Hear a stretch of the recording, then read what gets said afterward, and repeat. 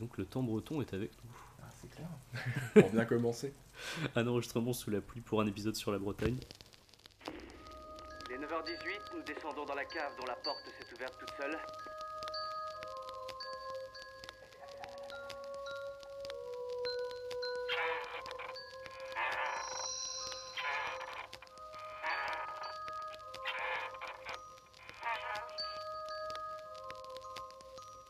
On flotte tous ici.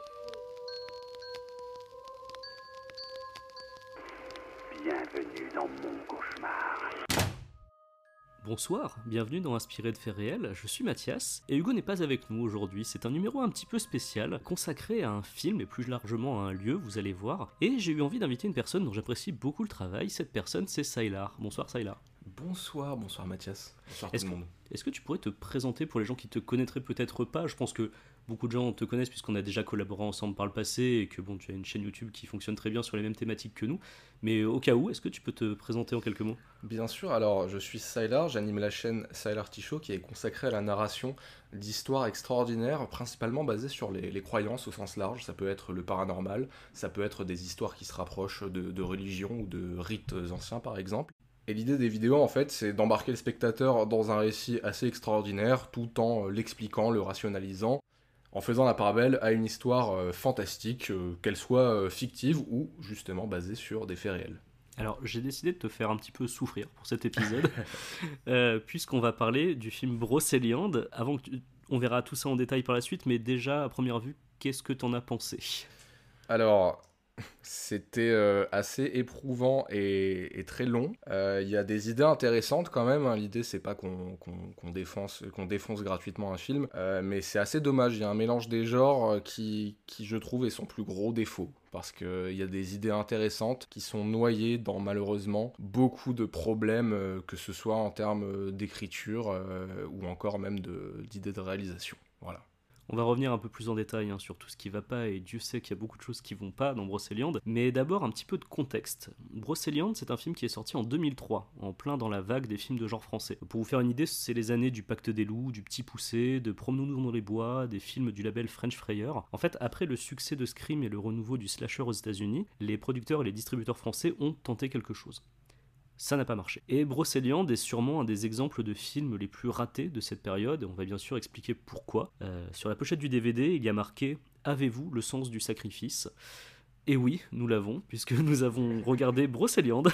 Mais avant tout, de quoi ça parle Brocéliande? Eh bien, dans ce film, nous suivons Chloé, étudiante en archéologie le jour et barmaid alcoolique la nuit, qui vient de quitter Grenoble pour faire ses études à Rennes. Elle débarque donc sur un campus qui ressemble un mix entre celui d'Urban Legend et celui des Rivières Pourpres, et qui n'est d'ailleurs absolument pas celui de Rennes. Donc elle se balade là-dedans, et le premier meurtre a lieu dès la 12e minute, ce qui est quand même assez rapide, même si on voit rien, mais on se dit que, tiens, on part donc sur un slasher, puisqu'il y a un meurtre dès le début. Et puis en fait non, parce qu'il faut pas s'attendre à croiser dans ce film des jeunes gens traqués par un tueur mystérieux avec des mises à mort ingénieuses. Non, ici on est plus sur un film fantastique qui aurait un petit peu envie de tirer sur le giallo sans vraiment y arriver. Et ça, c'était la volonté de Doug Hedline, le réalisateur. Doug Hedline, c'est son premier long métrage. Son vrai nom, c'est Tristan Jean Manchette. Manchette, parce que Manchette, Headline en anglais. D'où l'origine du pseudonyme. Tristan Jean Manchette, c'est le fils de l'auteur Jean-Patrick Manchette, donc auteur de polar et de bande dessinée assez connu en France, ce qui lui a d'ailleurs valu quelques soupçons de népotisme dans sa carrière, mais on y reviendra. Journaliste, Doug Hedline a écrit pour Charlie Hebdo, pour Métal Hurlant, pour Libération, Actuel, Rock and Folk, enfin beaucoup de titres de la presse française. C'est une ancienne plume également du magazine de cinéma culte Starfix, où il bossait en même temps que Christophe Gans. C'est un auteur de livres dont vous êtes le héros, un romancier, un scénariste de bande dessinée, un réalisateur de documentaires pour la télé. C'est un monsieur qui fait beaucoup de choses. Prolifique, hein. Ouais. Très prolifique. Et à la fin des années 90, il a tenté l'aventure du cinéma. D'abord avec un court-métrage en 99, avec ses amis de Starfix, puis avec Brocéliande, donc, qui a d'une certaine façon tué sa carrière dans l'œuf, parce que le film s'est mangé des très mauvaises critiques et un succès très très relatif au box-office. Côté casting, on peut aussi critiquer une forme de népotisme, puisque l'héroïne, Elsa Kikoïn, est la fille du réalisateur de porno français Gérard Kikoïn, qui était très ancré dans le milieu. Elle, on l'a surtout revue depuis dans des téléfilms et des séries, notamment Plus belle la vie. Et Mathieu Simonet, qui joue Erwan, n'est ni plus ni moins que le fils de Jacques Perrin, qui nous a quittés récemment, donc lui aussi très ancré dans le cinéma français. On notera également la présence d'Alice Taglioni dans un de ses premiers rôles, puisqu'elle joue Léa, une fille qui se bat très mollement dans le film. On pourra revenir sur cette scène de baston assez improbable. Et on trouve aussi Cédric Chevalme qui joue Gilles. Cédric Chevalme dont le nom vous dit peut-être rien, mais si vous regardez la série HPI sur TF1, sachez que c'est lui qui joue Ludo, le petit ami d'Audrey Fleurot. Voilà, dans Brocéliande, on a quand même, on peut le voir dès le casting, un respect d'une certaine tradition du slasher américain des années 90-2000, des célébrités dans un de leurs premiers rôles, mais c'est à peu près tout. Et c'est un film qui a beaucoup de problèmes, et je te propose, Saïlar, de commencer par ce qui ne va pas. Quelle est la première chose qui t'a déplu dans le film ? J'ai envie de dire dès le début, peut-être. Alors, je dois quand même saluer, même si elle est assez longue, la scène d'introduction avec les crédits. On commence à avoir des imageries un petit peu celtes, etc. On se dit, ah, on va être embarqué dans quelque chose de légendaire. En tout cas, il y a une volonté vraiment de nous ancrer directement dans la mythologie, on va dire, la mythologie celtique. Et en fait, très rapidement, je crois qu'une des premières scènes, c'est l'héroïne qui est au lycée, je crois, à l'université, et elle demande... Alors, c'est même pire que ça, c'est-à-dire que le film s'ouvre effectivement sur des bas-reliefs, des ornements en cuivre, des sculptures apparemment celtes, et puis sans transition, une teuf dans un bar avec techno et breuvage fluo. Oui, exactement, ouais. Voilà. C'est abrupt, hein, on peut dire ça, il fallait se mouiller la nuque avant d'y aller. Et les premiers dialogues, je dirais, en fait, très rapidement, ce qui m'a un peu dérangé, c'est les personnages extrêmement caricaturaux, archétypaux, qui se résument à être des personnages fonction. C'est ça. Qui plus est, qui ont des dialogues malheureusement très mal écrits et très mal délivrés. Ça a mal vieilli, hein. Surtout le mec, le jeune qui est très macho, hein, complètement Gilles. macho, Gilles, qui est très macho. Qui nous dit cette magnifique phrase à un moment, je ne frappe pas les femmes même avec des fleurs. Oui. Bon voyage vers l'au-delà. Oui, c'est une grande punchline. Il y a beaucoup de punchlines comme ça dans le film, ce qui fait que en le regardant au second degré, ça pourrait être drôle par moment. Malheureusement, il n'y a pas assez de moments comme ça, drôles, marrants, même second degré, ou tellement ratés que ça en devient drôle. Le film est globalement assez ennuyeux. C'est un petit peu le problème. Des fois, on a des films qui sont ratés, mais qui sont un petit peu drôles, parce que vraiment, ça va trop loin. Et pourtant, Et là, ça va même vite. Pourtant, dans l'évolution narrative, ça va extrêmement vite, hein. À la moitié du film, il y a un espèce de climax médian. On peut spoiler ou pas ? Je pense qu'on peut spoiler un petit peu. Regardez Brocéliande si vous voulez pas être spoilé, mais c'est pas nécessaire. Quand on se rend compte que Gilles est en fait un grand méchant également, on s'en doutait un peu, fatalement, mais du coup, l'intrigue est complètement rebalancée, et pourtant, on n'est qu'à la moitié du film, on en a un peu déjà marre depuis un moment, quoi. En fait, c'est un des soucis aussi, c'est-à-dire que tout le scénario du film est incohérent. Il y a beaucoup de problèmes, notamment, tu vois, le personnage du grand méchant qui s'appelle Erwan, et c'est marrant parce que c'est le seul avec un prénom breton. Ah là là, on pouvait pas se douter que c'était lui le grand méchant druide. Il a des tatouages soi-disant celtes qui ressemblent un petit peu à des tatouages tribaux sur le corps. Et il a couché avec l'héroïne à un moment dans le film. Et comment n'a-t-elle pas vu ses tatouages, par exemple ? Ça, c'est... voilà. La créature qui épargne sans raison une des filles à un moment. Le but du plan des méchants, d'ailleurs, n'est pas clair du tout. Pourquoi est-ce qu'ils veulent tuer Chloé et pas quelqu'un d'autre ? Même l'état de la crypte dans laquelle ils font tout le truc à la fin, qui est vraiment impeccable. On se demande, mais... On pourra en discuter, ça, parce que ça fait partie à la fois des points qui me gênaient et que j'ai un peu aimé, cette espèce de côté presque Giger sur le dernier tiers, un peu à la Alien, où on essaye de faire quelque chose de presque science-fiction. Enfin, ça fait partie des rares points. Pour le coup, les costumes et les décors, alors côté Brocéliande des Celtes, on y est, personnellement, je trouve pas du tout, mais dans ce que ça a essayé de proposer, ça fait plutôt partie des quelques qualités, si on essaye d'en reconnaître, du film. Bah justement, interrompons un petit peu ce long tunnel de choses négatives, faut pas être choses positives. Donc tu le disais, c'est vrai qu'il y a l'animatronique, il y a un animatronique qui a été créé pour ce film, ce qui était assez rare dans les films français à ce moment-là, hein, d'avoir un animatronique de cette qualité-là pour jouer donc Morrigan. Donc si vous n'avez pas vu le film, Morrigan, c'est l'entité finalement, l'esprit de la guerre celte, tel qu'ils le disent, qu'ils vont invoquer grâce à leur rituel qui consiste à couper des têtes avec des serpes magiques de druides. C'est vraiment dans le film. Et en fait, ils invoquent, voilà, en faisant ce rituel-là, Morrigan, qui est une créature effectivement à mi-chemin entre un Uruk-hai du Seigneur des Anneaux et une créature extraterrestre. C'est vrai que le design est plutôt réussi. D'ailleurs, c'est ce qui est mis en avant sur la fameuse affiche japonaise que j'ai partagée sur Twitter avant l'enregistrement et qui est fabuleuse. On s'attend pas du tout à voir Brocéliande avec cette affiche-là. On s'attend, ouais, limite à un alien-like dans des grottes, mais ouais, toi, t'as bien aimé cette partie-là. J'ai bien aimé cette... Enfin, c'est relatif, mais on va dire que j'ai bien aimé ce que ça proposait. Alors, en fait, on entrevoit que le film aurait pu être quelque chose de complètement différent si ça avait pleinement assumé cet aspect-là du film. Mais je sais pas ce que toi t'en penses, mais ce mélange des genres, il est quand même assez particulier. Parce que comme tu le disais au début, ça part un peu en giallo. T'as un tueur qu'on te montre jamais, des meurtres qui s'enchaînent un petit peu. Parfois, on est presque dans... On commence presque à flirter avec l'espèce de rom-com d'aventure à un moment donné, pour ensuite partir dans quelque chose de beaucoup plus tranchant, sombre, mais qui fonctionne pas très, très bien quand même, mais c'est particulier comme écriture. Il y a plusieurs films en un, et c'est vrai que quand on le regarde, on ressent l'enfer que ça a été en production. Je me suis renseigné sur la production de ce film qui a été assez difficile. J'en parlerai tout à l'heure. Ça explique beaucoup de choses, de pourquoi est-ce qu'on a autant de choses différentes dans le film.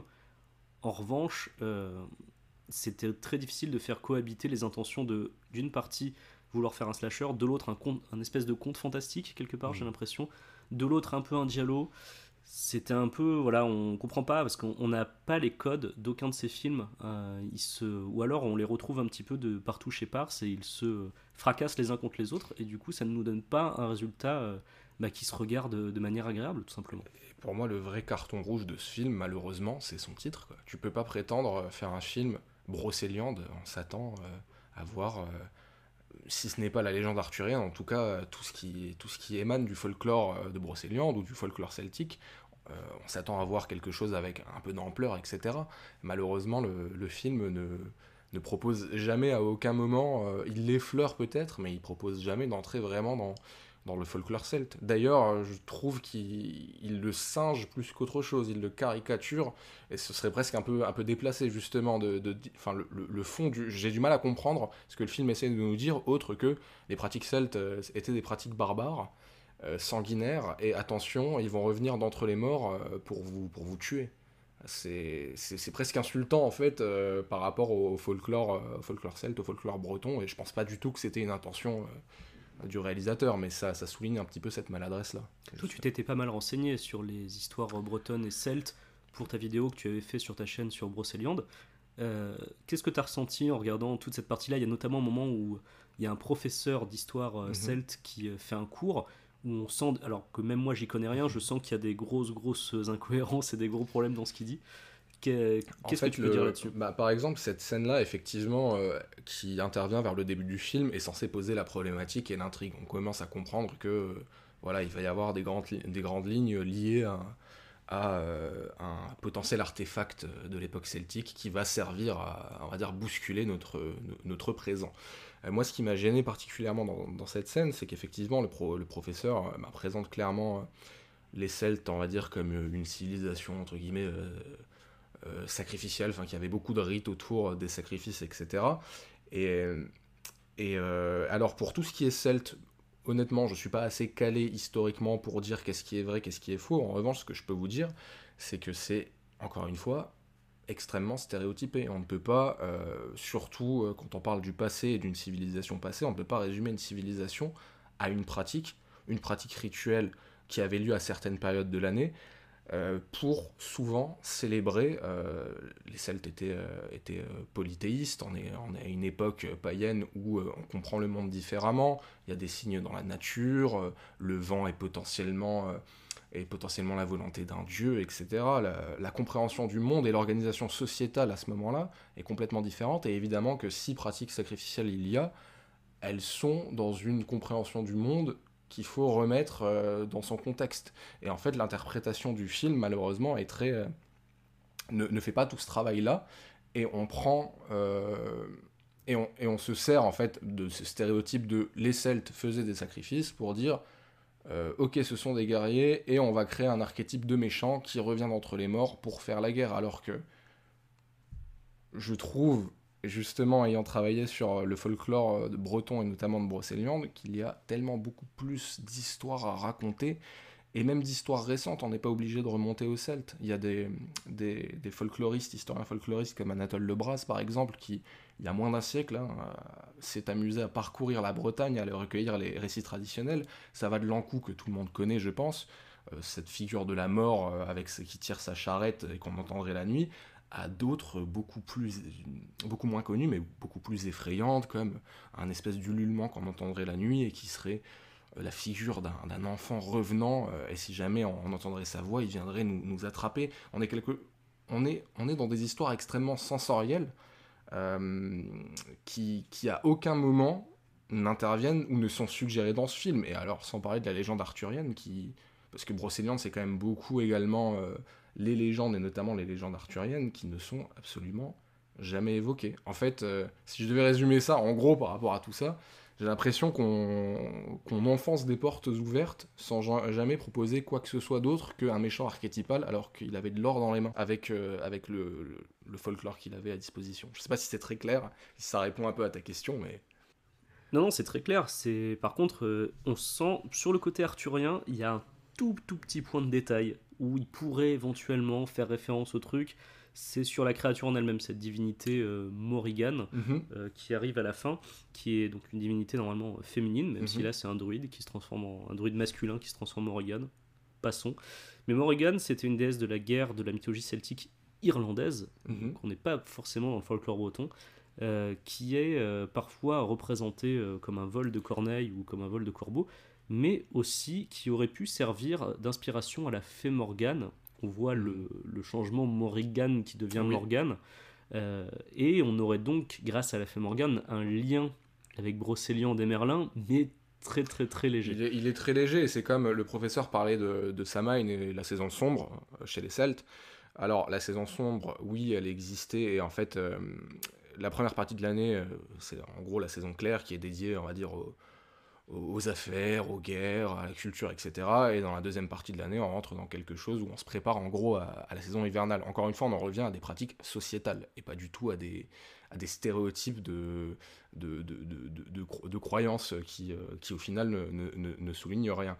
Et ben, Samhain, par exemple, tu parlais de l'Irlande, on sait que c'est une tradition irlandaise.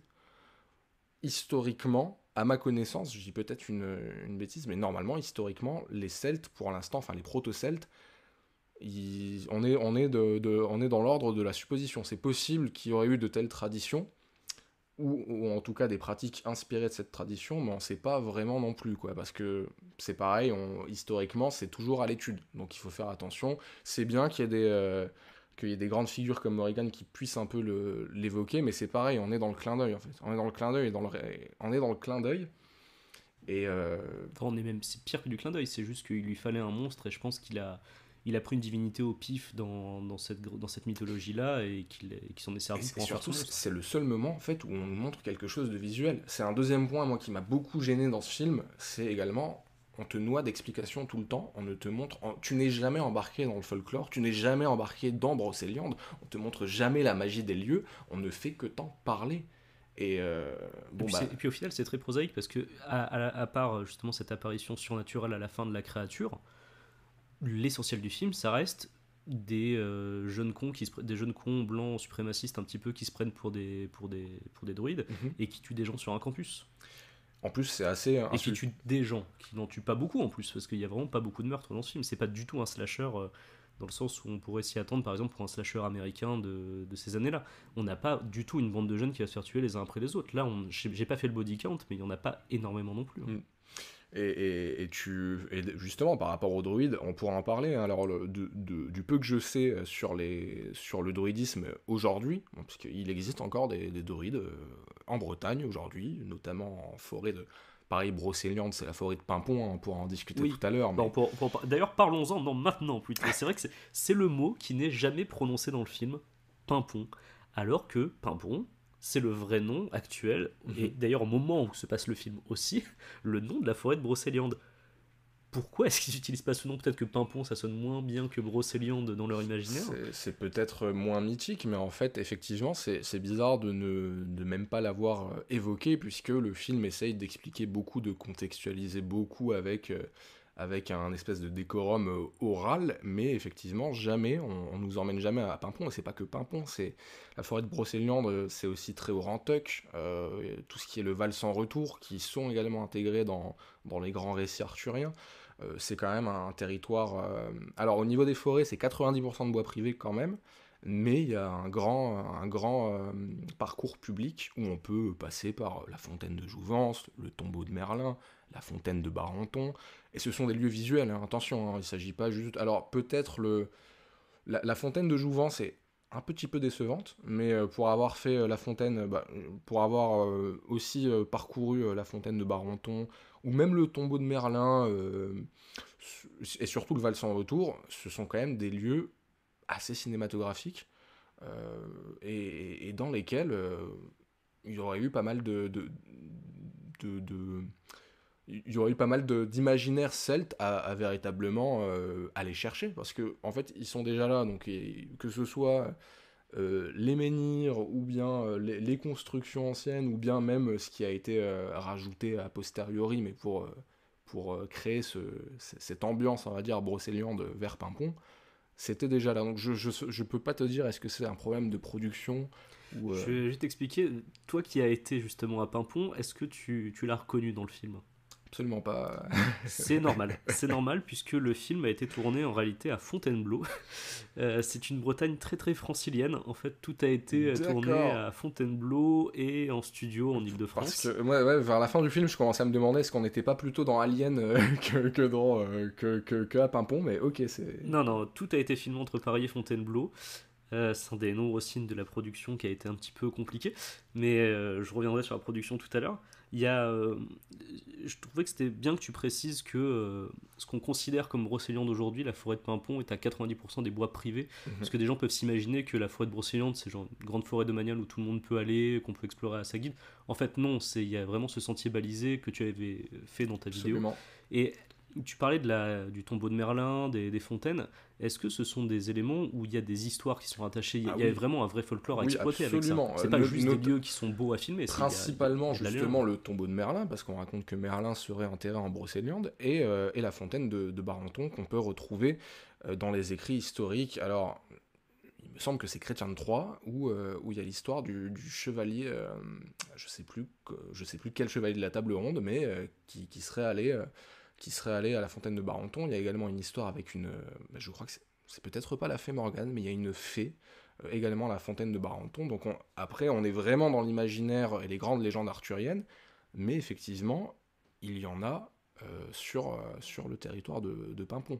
Pimpon qui d'ailleurs, a priori, historiquement, est bien attribué aux légendes, en tout cas par rapport à la forêt de Brocéliande, parce que dans l'étymologie de Pimpon, ça veut dire marécage ou fondrière, et ça renvoie historiquement à l'ancienne zone marécageuse de Pimpon. Donc au niveau des recherches historiques et ce qui a été identifié, on n'a pas juste fait un Disneyland géographique, c'est vraiment sur ces territoires-là qu'ont été racontés, ou en tout cas inspirés une partie des grands récits d'aventure et arthuriens. Donc ce que je veux dire par là, c'est que dans cette zone géographique, ne serait-ce que le paysage sert déjà à te raconter une histoire, parce que tu es sur le lieu où tout ça se serait déroulé. Et après, c'est un film, donc tu l'intègres comme tu veux dans la diégèse dans sa diégèse, mais il y avait toute la matière. C'est pour ça que je suis un peu, pas en colère, mais je suis très déçu de ne pas avoir eu un film avec au moins un peu d'ampleur.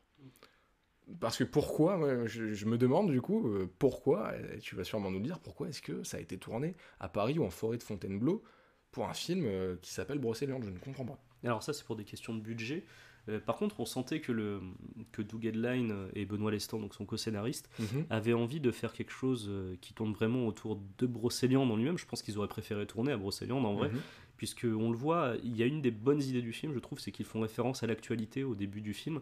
Ils expliquent que un site celte a été exhumé en forêt de Brocéliande grâce à la tempête de 99, et ça, bon, pour nous, aujourd'hui, en 2022, ça nous évoque pas grand-chose, mais moi, ça m'évoquait rien du tout, et en fait, je me suis renseigné, et c'était assez présent, je pense qu'en 2003, les gens s'en souvenaient encore, puisque les 25, 26 et 27 décembre 99, on a eu 2 tempêtes, Lothar et Martin, qui ont balayé la Bretagne. Il y a eu 92 morts en France, il y a eu pour 10 milliards d'euros de dégâts.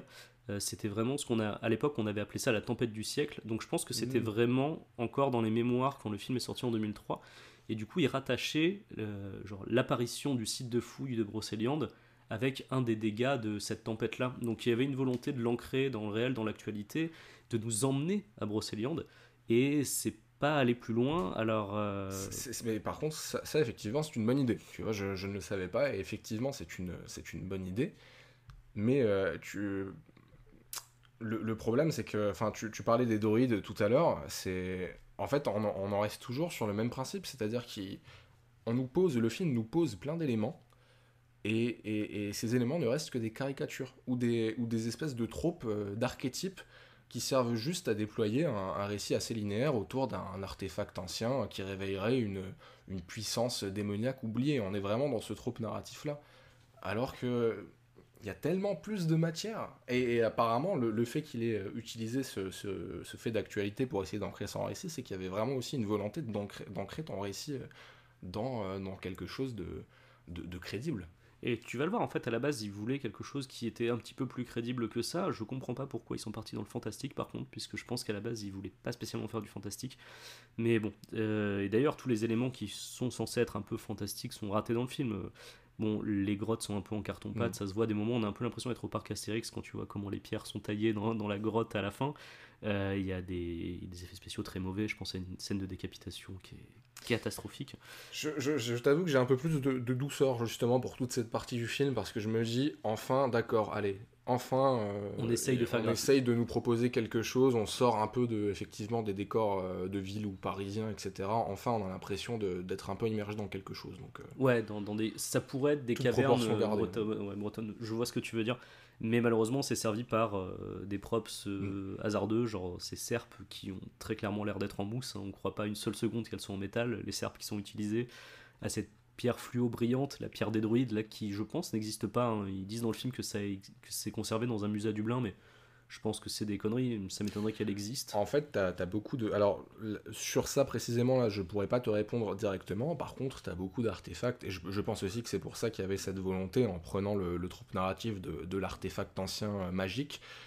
Effectivement, c'est une bonne idée dans ce contexte-là d'utiliser les Celtes, parce qu'il y a énormément de ressources archéologiques et d'objets qui aujourd'hui ne seraient pas signifiants pour nous, qu'on soit à la campagne ou citadin, parce que ce sont des objets dont l'utilité est peut-être oubliée. Donc c'est une bonne idée, c'est possible. Ce qui est dommage, en fait, c'est de les avoir transformés en trucs vert fluo, parce que t'as cette pierre phosphorescente vert fluo, ces chaudrons qui ont un liquide vert fluo à l'intérieur.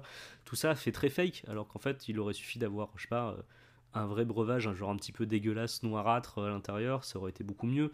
Et une pierre pas phosphorescente verte comme ça, vraiment le jouer à fond sur l'ancien, de la pierre mousseuse, du cuivre, vraiment quelque chose qui aurait pu faire réaliste. Là, malheureusement, quand on voit le druide qui tient dans la main cette pierre des druides qui d'un coup devient ultra phosphorescente verte, bon, bah, on n'y croit plus, quoi. C'est un petit peu dommage. Mais bon, tu voulais qu'on en arrive à ce moment-là, que je t'explique un petit peu ce qui s'est passé sur ce tournage. En fait, ça m'a interrogé. Quand j'ai vu le film, je m'étais dit, mais comment est-ce qu'on en est arrivé là? Pourquoi ce film est aussi foutraque? Pourquoi ce film est aussi raté? Et je me suis renseigné, j'ai essayé de regarder si Doug Adline avait parlé de son film à un moment ou pas.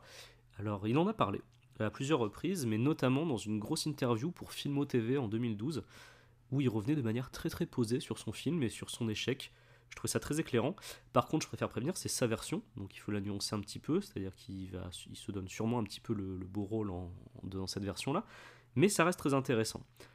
En fait, à la base, quand il s'est lancé dans le cinéma, Doug Adline, il voulait réaliser un film adapté d'un roman inachevé de son père, qui s'appelle La Princesse de Sang, et ça aurait été une histoire d'aventure à Cuba dans les années 50, rien à voir avec Brocéliande, mais comme c'est difficile de trouver des budgets pour ce genre de film d'aventure, ça s'est pas fait. Alors il a plutôt fait un court-métrage, comme je le disais, en 99 avec ses amis de Starfix, et il a écrit ensuite un scénario de ce qu'il appelle un giallo cinéphilique, donc qui ferait hommage un petit peu aux grandes étapes du giallo.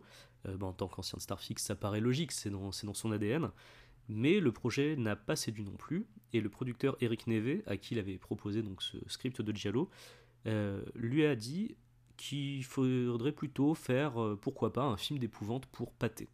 Pathé, donc le célèbre distributeur français. Eric Neve, d'ailleurs, on le voit dans le film, c'est lui qui joue le gardien de nuit qui se fait massacrer à un moment dans une scène assez violente du film. C'est une des rares, je crois, une des rares scènes un petit peu violentes du film.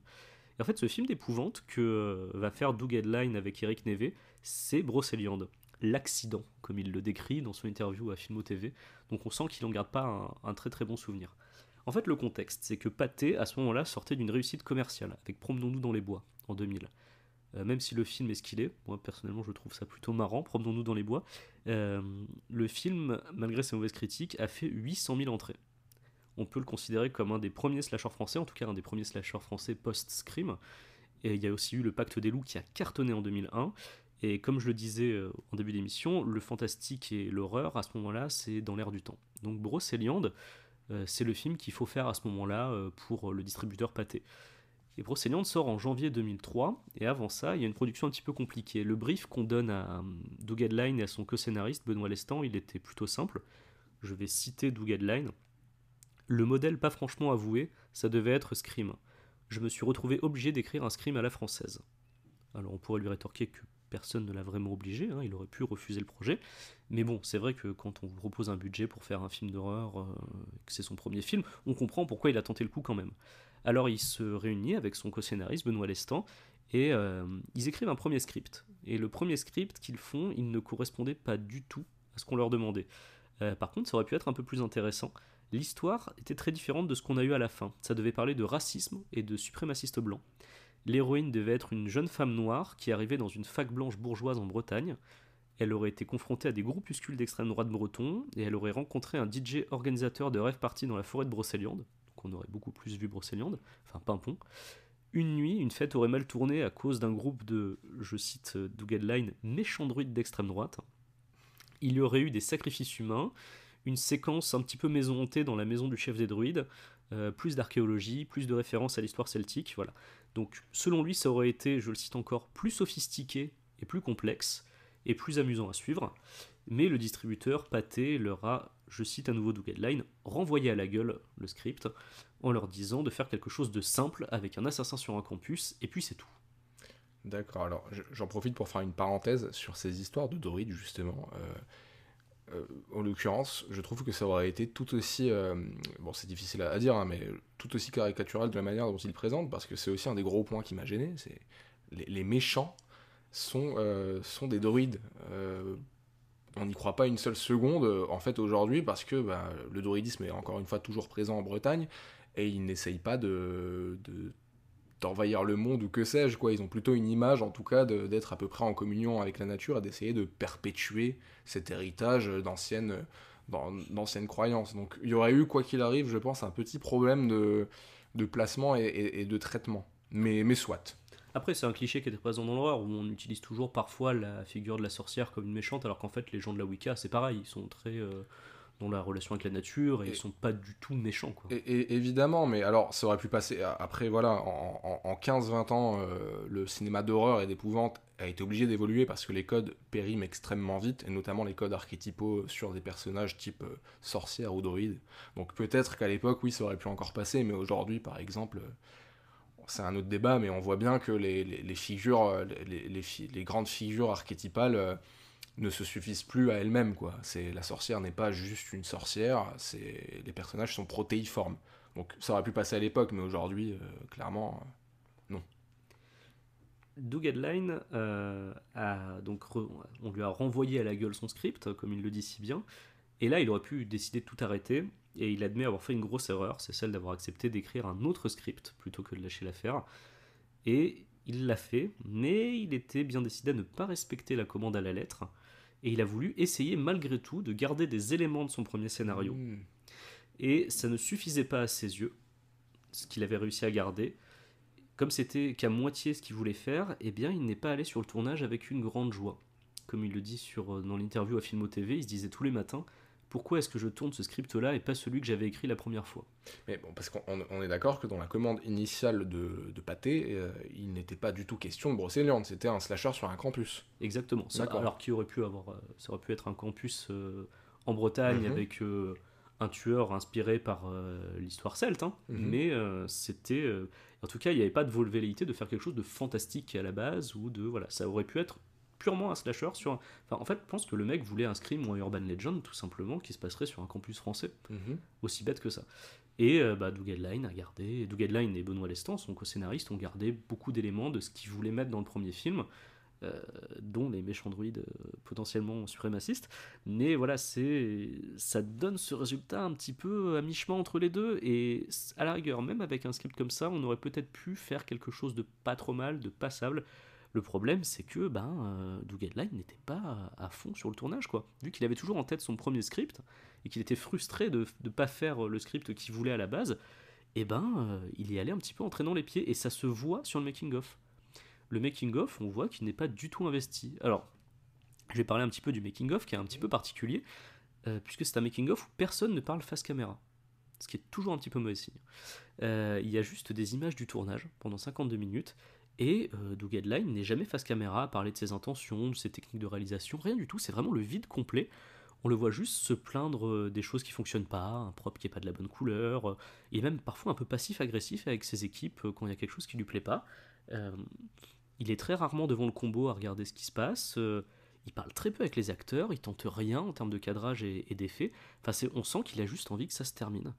Et dans l'interview à Filmo TV, il dit que le tournage, il le reconnaît, était très pénible, d'après lui, donc il n'avait pas spécialement... Enfin, il n'était pas ultra à l'aise. Il dit qu'on s'amuse toujours quand on fait un film, mais là, franchement, sur les images, on le sent pas à fond, quoi.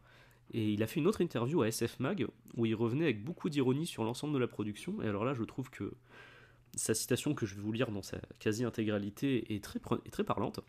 « Tout a été fait au pas de charge, dans l'urgence et à l'énergie. L'écriture du script a été longue, 10 mois, avec de multiples versions. Une fois le script fini, le projet a trouvé ses partenaires de financement très vite et tout s'est emballé. 2 mois de préparation, ce qui était peu.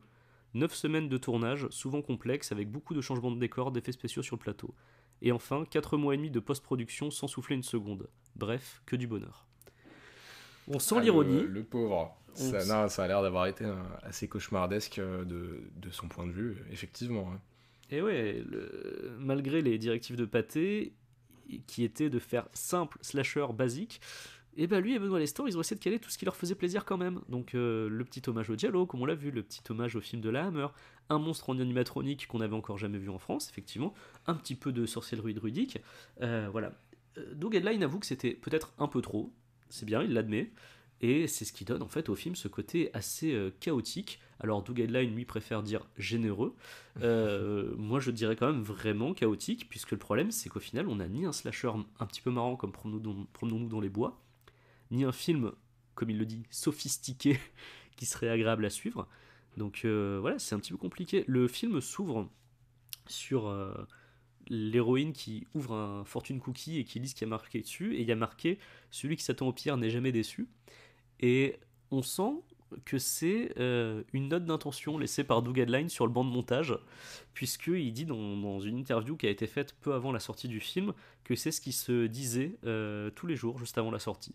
Donc pour la sortie du film, il n'y allait pas serein, et il avait raison, puisque Pathé a détesté le résultat final, parce que le nombre d'entrées espérées n'y était pas. Doug Hedline, dans une interview, dit que le patron de Pathé a dit, en voyant les résultats du premier jour, qu'il ne voulait plus sortir aucun film fantastique. Et c'est peut-être en partie à cause des résultats de Brocéliande qui a eu un gros frein sur le financement du cinéma de genre français à l'époque. Mais d'autant plus qu'a priori, sur la commande initiale, le fantastique, encore une fois, il n'était pas question de fantastique. On était sur du slasher qui copiait un peu le modèle américain, voilà, qui avait fonctionné. C'est ça. C'est plutôt injuste en vrai, même si moi j'aime pas du tout Brocéliande, je trouve ça plutôt injuste, si c'est le cas, hein, si c'est vraiment en grosse partie à cause de Brocéliande qu'il y a eu un frein sur le cinéma de genre français, je trouve ça plutôt injuste parce que le film a fait 200 000 entrées, alors on est bien d'accord, c'est pas énorme, mais c'est 2 fois plus que Haute Tension, qui avait fait 110 000 et qui est aujourd'hui reconnu comme un des plus gros chefs-d'œuvre du cinéma de genre français. Donc c'est pas les résultats au box-office qui font tout, je trouve qu'un film qui fait 2 fois plus d'entrées que Haute Tension, ça reste quand même relativement honorable, et en plus le film a bien marché en DVD après.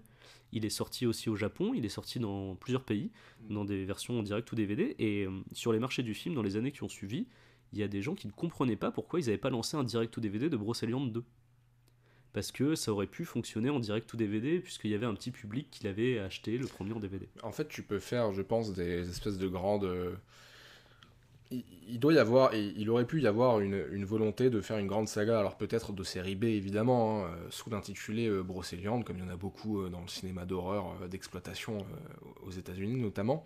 Le problème étant que ce qui a dû freiner, et tu l'as très bien dit, c'est son mélange des genres complètement hasardeux qui malheureusement ne prend absolument pas dans le résultat final du film. On n'est pas dans, on sait pas trop comment le catégoriser. Ça s'appelle Brocéliande. Il y a un peu de, il y a de l'inspiration celtique, il y a des inspirations qui renvoient à tout cet imaginaire, mais on n'y est jamais vraiment. Il y a des meurtres, mais on les voit jamais vraiment. Ça, des fois, ça flirte avec la comédie, mais ça en est pas vraiment une non plus.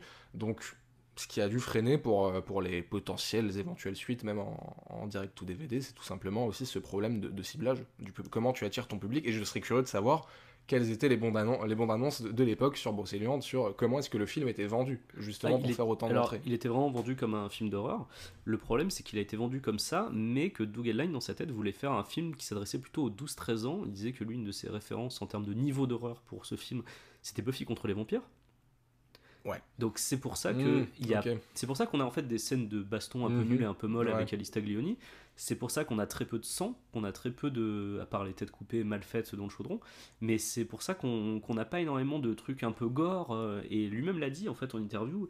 Il disait en fait je comprends pourquoi les fans d'horreur pure et dure, ceux qui s'attendaient à voir quelque chose de beaucoup plus sanglant, de beaucoup plus nerveux et de beaucoup plus violent, n'y ont pas trouvé leur compte. C'est parce qu'en fait lui il faisait un truc vraiment qu'on aurait pu considérer PG-13 aux États-Unis, voire même moins. Enfin en France, le film, je crois, a été interdit au moins de 12 ans, il me semble. Si je me souviens bien, ça aurait pu être interdit au moins de 10 ans très facilement. Enfin, on voit pas grand-chose, quoi. C'est vraiment un film d'horreur, vraiment, qui fait pas peur à aucun moment, mais qui, en plus, voilà, n'a rien de gore ni d'extrêmement violent, quoi. Oui, c'est très suggéré. Voilà. Il y a juste une scène de décapitation, encore, je trouve qu'elle est tellement mal faite que, comme on n'y croit pas, ça amoindrit forcément le niveau d'horreur qu'on pourrait ressentir devant, quoi. Absolument. Donc, oui, non, le film a été très mal ciblé. Effectivement, tu as raison de le relever. Je l'avais noté et puis enlevé de mes notes, mais tu m'y as fait repenser. Et c'était un petit peu ça le souci, le ciblage. On ne savait pas à qui s'adresserait vraiment ce film quand il est sorti. Pour Doug Edline, ça a été la fin d'une courte expérience au cinéma. Comme il a dit chez Filmo TV, Brocéliande m'a coûté ma carrière de cinéaste. Je n'aurais pas dû accepter de le faire. Je suis une anomalie. Le film était une anomalie. Alors, moi, j'ai un peu de tendresse par rapport à son parcours, hein, sur ce qu'il raconte. Je pense qu'on peut essayer de se mettre à sa place. Alors, évidemment, quand tu es spectateur, tu vas voir un film, tu t'en fiches un peu de savoir les justifications de pourquoi telle et telle chose ont été ratées. Mais en l'entendant parler, tu te mets un peu dans la place de quelqu'un qui a un gros film de commande, qui peut potentiellement faire son premier gros film, qui a des envies d'artiste comme on peut tous en avoir, hein, et qui se retrouve face au fait qu'il doit répondre à un cahier des charges dans lequel il va essayer de mettre ses inspirations. Et je pense qu'on peut tous imaginer ce côté-là un peu de, voilà, c'est un peu un rêve qui se réalise, et on essaye un peu de faire de notre mieux.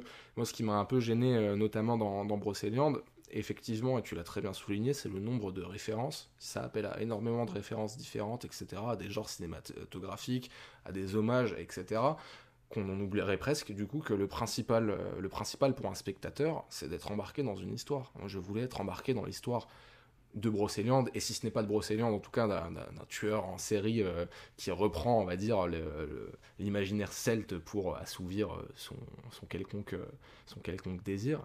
Et malheureusement, ça ne répond jamais vraiment à...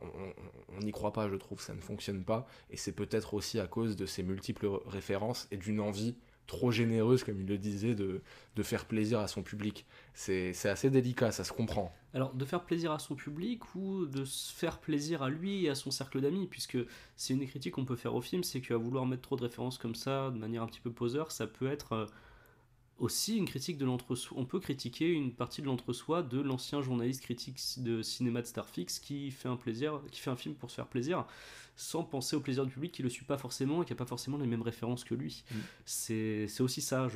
Au contraire, moi j'aurais plutôt tendance à dire qu'il pensait pas assez à son public et qu'il s'est un peu trop entêté à vouloir faire son truc malgré les directives de Pathé, et qu'il a fait un résultat qui ne plaît du coup ni au grand public ni à lui. Et c'est un peu dommage. Donc voilà. Lui, par contre, même s'il dit que ça lui a coûté sa carrière de cinéaste, a un petit peu continué par la suite, juste un truc. En 2006, il a écrit et réalisé un épisode de la série télévisée française Sable Noir, qui était un petit peu notre Masters of Horror à nous, en quelque sorte. Je ne connais pas du tout. Alors, j'ai pas du tout regardé la série, pour t'avouer, puis je pense que c'est un peu compliqué à trouver maintenant. Mhm. Mais en gros, ouais, il y avait des réalisateurs de genre qui tournaient des épisodes, et chaque épisode était une histoire. Et lui, il D'accord. en a fait un qui s'appelait La Villa du Crépuscule, voilà, qui est sorti en 2006, et rien depuis. Il dit que bon, bah, Brocéliande forcément a torpillé sa carrière dans les années qui ont suivi. On lui a quand même proposé des films d'horreur par la suite, mais il a dit qu'il voulait pas en faire. Je pense que le monsieur a été vacciné de ce genre-là à jamais, donc ça m'étonnerait qu'il y revienne. Je voulais terminer sur une question. Euh, Brocéliande aurait-il pu être un meilleur film? Et si oui, comment? J'aimerais bien avoir ton avis là-dessus. Pour peu qu'il y ait un garde-fou, oui, ça aurait pu être un meilleur film. Comment? Déjà avec un genre pleinement assumé. Est-ce qu'on est dans du slasher? Est-ce qu'on est dans de la fantasy? Est-ce qu'on est dans de l'épouvante horreur? Parce que déjà, dans le genre horreur et fantasy, enfin fantastique, tu ne traites pas ton film de la même façon.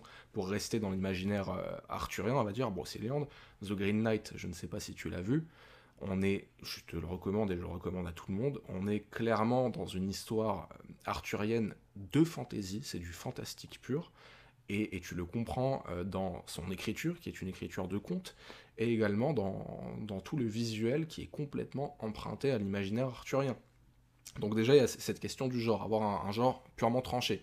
Si tu es dans l'épouvante horreur, tu peux te permettre d'avoir un contexte, de jouer avec le contexte, on va dire, horrifique, mêler des meurtres sur le campus et être embarqué à un moment donné dans la forêt et rendre la forêt hyper oppressante, et le fait qu'elle ne colle pas, on va dire, à l'imaginaire celte, ou qu'on utilise cet imaginaire pour en faire autre chose et en faire quelque chose d'un peu craspec, un peu plus actuel, ça fonctionnerait. Alors que si on dit par exemple je fais un Brocéliande fantasy, je m'imagine tout de suite qu'on soit embarqué avec les druides, qu'on ait beaucoup de scènes rituelles très imagées, peut-être à la Midsommar ou que sais-je, où vraiment tu es en immersion totale et où tu es pris par la main dans un univers aussi bien visuel, où on te montre des rituels, etc., où vraiment, en fait, Brocéliande en fantasy, pour moi, ça se passe que dans la forêt. C'est la mécanique du conte, c'est-à-dire que dès la scène d'introduction, tu rentres dans la forêt et tu n'en ressors qu'à la fin, une fois que le voyage est terminé. L'épouvante horreur, ça aurait pu mixer, etc. Mais c'est vrai qu'il y a les lieux. En fait, pardon, en parlant, j'y réfléchis en parlant, c'est pour ça que je suis assez,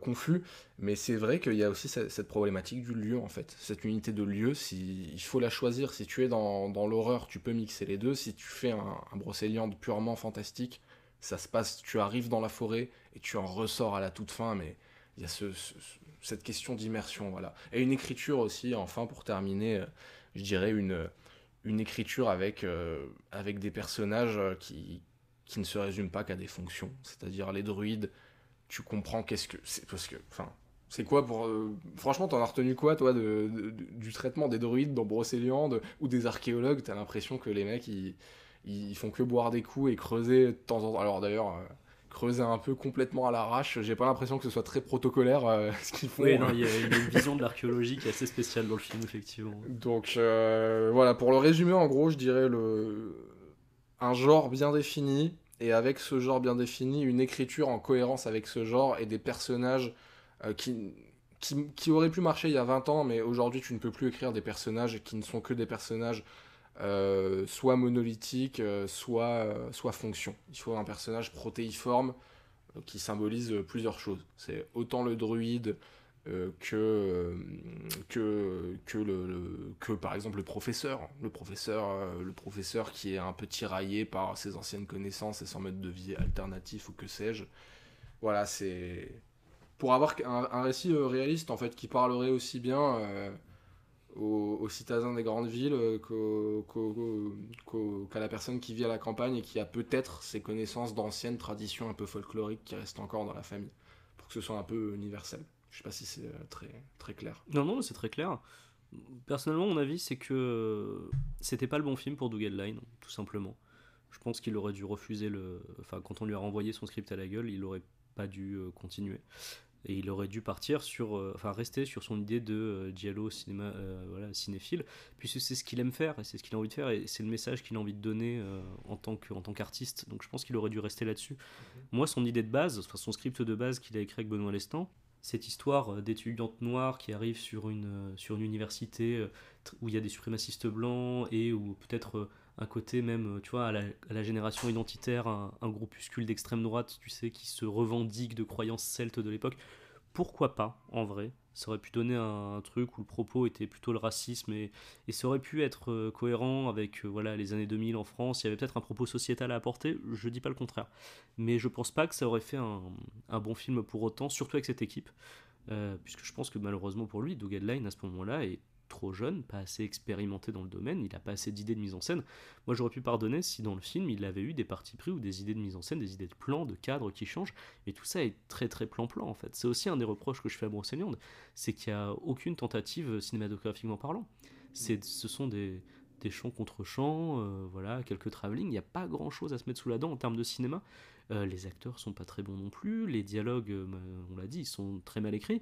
Il y a certains props qui font un peu props de fête foraine, des éclairages, je n'en parle même pas. Je pense que l'idée de faire un film sur Brocéliande, sur la culture celte, ça peut être intéressant, mais pas avec cette équipe-là, et avec sûrement déjà d'autres acteurs, toute une équipe totalement différente, et surtout un réalisateur que ça intéresse réellement, profondément, qui a envie de faire ce film-là. Je pense que Doug Edline n'avait pas envie de faire ce film-là, et ça se sent vraiment. Et pour le coup, même si c'est pas souvent le cas chez moi, j'ai plutôt tendance à me ranger du côté du distributeur, parce que je pense que moi j'aurais préféré que Pathé fasse appel à quelqu'un d'autre pour faire ce film, parce qu'on aurait peut-être eu, en prenant un faiseur, un vrai slasher français, pas foufou mais dans les codes, avec une touche de folklore breton pour le côté mystique, des mises à mort un peu plus stylées comme celles qu'on a par exemple dans Les Rivières Pourpres, Dolmen en slasher en gros. Et je pense que j'aurais sûrement préféré ce film, puisque bon, maintenant les auditeurs et auditrices d'Inspiré de Feral le savent, j'ai une petite tendresse pour les slashers nuls de la fin des années 90 et du début des années 2000, et on n'en a pas vraiment en France, et c'est dommage. Moi j'aurais bien aimé avoir un genre de urban legend en Bretagne, en France, comme ça aurait pu être sympa de l'avoir. Je voulais pas un truc grandiose, je voulais pas un film qui soit un chef-d'œuvre ou quoi, juste un film divertissant, qu'on comprenne bien, enfin ce que voulait Pathé en fait. Un film simple, avec une histoire simple, sur un campus, avec un tueur, et quelques petites touches de folklore. C'est vrai que tu as complètement raison, en fait, par rapport en tout cas à Doug Edline, il n'aurait pas dû faire ce film, ça aurait été la meilleure façon en fait de rendre Brocéliande meilleur. T'as complètement raison, parce que Après, je veux pas être trop dur avec lui, parce que je comprends pourquoi il l'a fait. C'est-à-dire que c'est vrai que quand on te propose de faire un film comme ça, alors que c'est ton premier long métrage, je comprends que ce soit difficile de refuser, hein. Même moi à sa place, je sais pas si j'aurais eu le courage de refuser. Donc, mais malheureusement, il s'est laissé embarquer dans un processus qui a un peu brisé sa carrière et qui a fait un des exemples de plus mauvais films de genre français, malheureusement. Mais en fait, quand je t'écoute et quand moi je vois tout ce qui m'a dérangé par rapport justement à ce que j'imaginais par rapport à Brocéliande, c'est exactement ce que tu dis. C'est juste il voulait faire un slasher et il voulait pas forcément coller à tout l'imaginaire folklorique pur et dur, etc. Et c'est là aussi où ça coince, quoi. C'est quand c'est pas passionné, c'est un peu candide et cliché de dire ça, mais au final, quand ça manque de passion, j'imagine que faire un film, c'est déjà quelque chose de tellement chronophage et tellement stressant que si en plus l'envie n'y est pas, ça ne peut que être d'autant plus difficile, on va dire, d'accoucher d'un résultat satisfaisant pour toi et pour le public. Et là, en l'occurrence, effectivement, c'est ni l'un ni l'autre, malheureusement. Peut-être que Doug Edline reviendra un jour pour faire un film, je sais pas, j'ai l'impression que c'est pas du tout dans ses priorités, qu'il est plutôt reparti sur l'écriture, enfin voilà, ce qu'il sait faire à la base, hein. C'est un très bon auteur, je pense. J'ai pas lu ce qu'il fait, mais en tout cas, ça a l'air de bien marcher pour lui. Mais je pense, voilà, si jamais il revient au cinéma, il faudrait qu'il le fasse avec un projet où on le laisse faire ce qu'il veut. Et là, à ce moment, on aurait peut-être une idée de qui est Doug Edline en tant qu'auteur, en tant que créateur, puisque malheureusement avec Brocéliande on l'a pas vraiment. Et c'est dommage. Voilà, c'est un film qui est un peu bordélique, qui n'appartient ni au public, ni au distributeur, ni à son auteur. Voilà, c'est une expérience qui est considérée comme un des plus mauvais films de genre français, malheureusement, à cause de tout ce qu'on a évoqué précédemment. Et moi, je maintiens que ce qui a vraiment scellé sa malédiction, pour moi, c'est le titre du film. Brocéliande résonne à l'international, justement un étranger qui veut par exemple regarder quelque chose sur le folklore français, il tombe sur Brocéliande. Ça a un écho international et malheureusement ça a pu, je pense, contribuer à un espèce d'effet stressant qui fait que il y a beaucoup de gens qui en entendent parler de ce film, de nom, et au final, quand ils regardent la qualité intrinsèque, ils sont déçus, et malheureusement, par écho, et ben, ça remonte, on va dire, jusqu'au producteur ou à qui sais-je, et ça lui retombe dessus à la fin, quoi. On va terminer cette émission comme d'habitude dans Inspiré de Ferrel avec une petite série de recommandations. Est-ce que tu as quelques recommandations à nous donner ? Évidemment, alors j'ai essayé de rester dans tout ce qui était Brocéliande, hein, évidemment. D'abord en livre, j'ai mentionné un peu plus tôt Anatole Lebras, donc historien folkloriste. Vous avez un gros pavé, il a écrit un livre de quasiment 1000 pages qui s'appelle Magie de Bretagne. Vous trouvez absolument tout le folklore breton, des histoires les plus populaires, vraiment quelques histoires recueillies dans quelques hameaux à l'époque, et qui vous donnent une bonne idée de l'imaginaire breton, de ses racines, on va dire, celtiques ou païennes, jusqu'aux histoires légendaires les plus récentes du siècle dernier. Voilà, en livre, c'est ma grosse reco si vous aimez les petites histoires et que vous aimez le lore. En film, je l'ai mentionné également, mais j'y ai pensé là pendant qu'on enregistrait, évidemment The Green Knight, qui n'a malheureusement pas eu de sortie salle en France parce que en fait A24, donc c'est A24, vendent leurs films trop cher et les distributeurs ne voulaient pas l'acheter, ce qui peut être compréhensible parce que c'est un film très particulier, mais il est absolument magnifique, c'est un vrai film de conte arthurien que je vous recommande, d'une grande poésie, un peu hermétique dans le traitement de ses personnages, mais visuellement c'est une vraie claque, je vous le recommande vivement.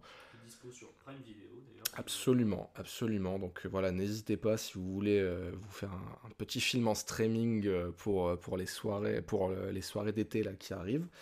Et ensuite, bon, histoire de pas être original, Kaamelott, on est obligé de parler de Kaamelott. Non mais évidemment, enfin quand même la grosse œuvre très connue, peut-être même maintenant à l'international française, autour de la Bretagne et notamment du folklore de Brocéliande et des légendes arthuriennes, c'est Kaamelott. Kaamelott, plus la série que le long métrage. Le long métrage, pour moi, c'est un film d'auteur. Voilà, on n'est pas dans la grande aventure arthurienne, mais on est quand même dans le traitement littéraire des grandes légendes arthuriennes, donc évidemment Kaamelott. Il y a eu une web série inspirée, hommage un peu à Kaamelott, mais surtout inspirée de l'imaginaire arthurien qui s'appelle Brocéliande, pareil sur YouTube, c'est français également. Donc petite reco.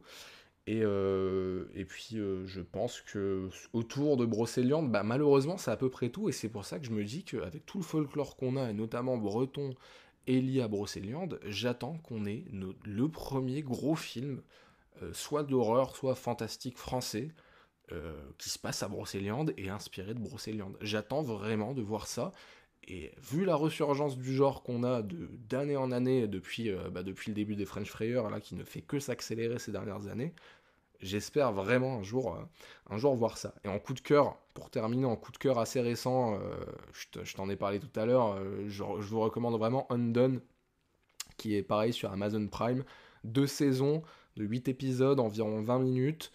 C'est l'histoire d'une femme qui a un accident de voiture, et depuis cet accident, elle est capable de voyager dans le temps et entre différentes réalités. C'est une réflexion, un récit de science-fiction et fantastique, et une vraie réflexion à la fois sur la famille, sur le fait de pouvoir changer des choses dans sa vie, et aussi sur la santé mentale. C'est extrêmement bien écrit, et ça se regarde très vite. Donc quand vous êtes occupé, que vous avez plein de séries à regarder, que vous voulez pas forcément vous lancer dans quelque chose de très chronophage, mais quand même prendre une petite claque, je vous recommande vraiment Undone. Voilà. Ouais, tu m'avais donné plutôt envie, et je pense que pendant les siestes du petit, c'est le genre de truc que je pourrais regarder. Ça peut se regarder en profitant d'un petit dodo. De mon côté, je vais recommander un truc que j'avais pas noté, mais tu m'y fais penser. Je l'avais déjà recommandé dans le Bureau des Mystères en vrai, mais on a eu quelque chose de français sur le thème du fantastique en Bretagne. C'est la série Marianne, qui avait eu sur Netflix. Ah, je ne l'ai pas vu. Eh bien, écoute, moi j'avais bien aimé. Donc voilà, si jamais tu as l'occasion de regarder, je trouvais ça vraiment très sympa, Marianne, et je suis déçu qu'il n'y ait pas eu de saison 2, parce que je pense qu'on aurait pu. Voilà, continuer à explorer tout cet univers-là autour de cette petite ville bretonne. Il y avait des choses à faire, mais bon, écoute, c'est dommage, hein, ça ne s'est pas fait. Non, mes recommandations, je vais commencer déjà par recommander évidemment ta vidéo d'une demi-heure que tu as faite sur la forêt de Brocéliande et ses mystères. C'est ce qui m'avait fait penser à toi pour ce numéro spécial, forcément. Si vous avez aimé cet épisode, c'est un très bon approfondissement du sujet. En plus, vous verrez Sylar crapahuter dans la forêt, donc allez-y. Puis d'ailleurs, plus globalement, abonnez-vous à sa chaîne. En plus, vous nous y verrez normalement, notre Rogne, moi et Hugo. On a fait 2 vidéos, une sur la Dame... Non, sur la Dame Brune de Renamol. Avec Hugo, on avait fait... MK Ultra, je crois qu'il avait fait. MK Ultra, absolument. C'est ça. Donc voilà, il y a ces 2 vidéos, peut-être une autre par la suite, on verra, on est en train d'y réfléchir, mais en tout cas voilà, moi j'aime beaucoup le travail de Sylar, donc allez regarder ce qu'il fait sur YouTube, c'est vachement bien. Et sinon, toujours sur YouTube, une série de vidéos que je vous conseille, c'est parfait pour entamer l'été, la série de vidéos sur Dolmen, qu'ont fait Monsieur Mea et Ginger Force en 2018. C'est très très drôle, en fait ils résument Dolmen épisode par épisode, et ça donne presque envie de se refaire, donc c'est une saga mythique, hein, cette saga de l'été, avec les pierres qui saignent, Ingrid Chauvin, Bruno Madinier, le gardien de phare inquiétant, tout ça, les crabes cachés dans la voiture. Bon voilà, Dolmen, c'est une forme d'horreur bretonne, on va dire, qui est assez drôle à regarder au second degré, et si vous avez les épisodes de Mea et Ginger Force pour vous accompagner, c'est vraiment très très sympa. Et enfin, puisqu'on parlait de lui, Cédric Chevalme qui joue Gilles dans Brocéliande, qu'on voit dans HPI. Eh bien, moi j'aime beaucoup HPI, donc voilà, ça passe en ce moment sur TF1, je crois qu'il reste que quelques épisodes au moment où on enregistre. Peut-être qu'au moment où ce podcast est diffusé, la saison entière a été diffusée, mais ça se retrouve sur Salto, du coup. Et je vous conseille vachement HPI, moi j'aime beaucoup cette série, c'est très divertissant, c'est une des rares séries que j'ai le temps de regarder en ce moment. Donc voilà, je vous conseille. Sur ce, nous on va vous dire à bientôt. À bientôt sur ta chaîne, du coup, Sylar. Oui, et à bientôt sur vos podcasts. Oula, la fatigue. Et à bientôt sur vos podcasts et peut-être aussi sur ma chaîne. Ouais, ce serait cool, en tout cas. Allez, à plus. Salut tout le monde.